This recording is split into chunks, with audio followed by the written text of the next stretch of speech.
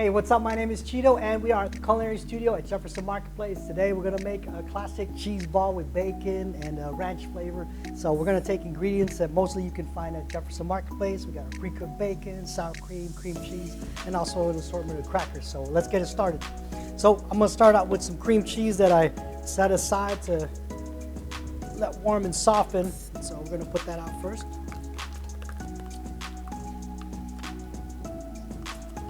Going to help us out. This cream cheese is a spreadable kind. If you've got the block kind, make sure you set it out for at least like 15-20 minutes just to let it make it easier on you.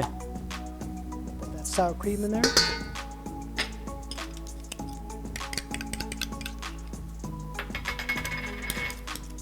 Get as much of that cheese. You don't want to lose any of the goodness. Put my bacon in there.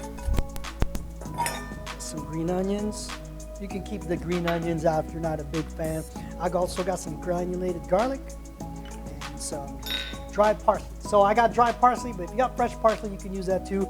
If you're gonna make this for some friends, I would do it a little bit ahead of time so that that parsley and the seasonings can kind of marry into the cheese ball, because it'll taste a lot better when the flavor distributes. So the last thing I'm gonna do is cheese.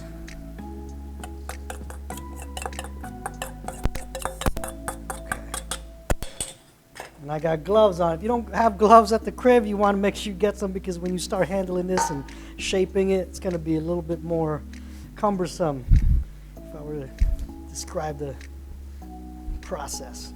But you can see that cheese is nice and soft. It makes it so much easier. Another tip for like handling this cheese, you could spray a little bit of Pam on your hands so it doesn't stick too much. So just another tip. But like I said, if you do this ahead of time and you let the flavors kind of marinate in there, not marinate, but marry, it'll taste a lot better. I'm using pre-cooked bacon, but obviously if you got a full kitchen that you have access to, you can cook some bacon for yourself too. Okay, almost there. So now I'm kind of shaping it to a ball so that it just makes it a lot easier when I start handling it. And I may actually not have to use my hands in this one. I got a rubber spatula, my best friend in the kitchen. Makes it much easier to handle all sorts of sticky things. Okay. Alright, so now I got pretty much a little ball shape, and so I'm gonna put it right at the center of my cheese, of my crackers, to get my cheese ball right in the middle. So the great thing about this is you can make it way ahead of time. You got a Super Bowl party, March Madness, or just hanging out watching a movie.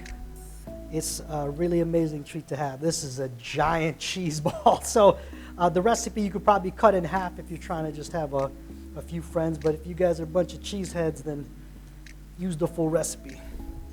Here we go. Super cheese ball. Boom. Look at that. It even took out some of the pretzels. So if you want to get fancy with it, you can, like I said, take some Pam and kind of mold it to wherever you want. But you have also options to put another layer of bacon on the outside and maybe some other herbs. But other than that, that's good to go. And you can go ahead and get your snack on. So follow us on Instagram and Facebook at @OhioFood_. Thanks for joining us.